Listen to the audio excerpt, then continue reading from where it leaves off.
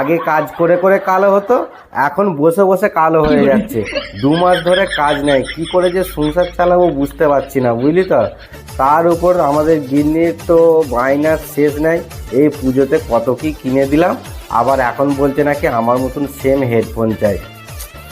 আমার কাছে পয়সাও নেই, কাজ ফাজও নেই, ওই জন্য বলছি 1000 টাকা আমায় দে না। আমার কাছে টাকা পয়সা নেই রে। ভাই ওরকম বলিস না, প্লিজ প্লিজ ভাই, আমি তোর পায়ে পড়ছি, প্লিজ দে আমায়। আমি তোকে দিয়ে দেবো, কাজটা করলি তোকে আমি দিয়ে দেবো, নাহলে আজ আমায় ঘর ঢুকতে দেবে না মনে হয়, দুপুরে খেতে পাবো না ভাই আমার।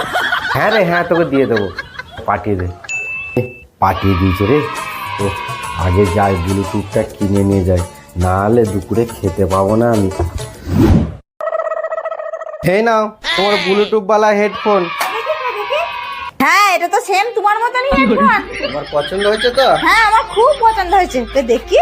আচ্ছা, রান্না করেছো তো? হ্যাঁ,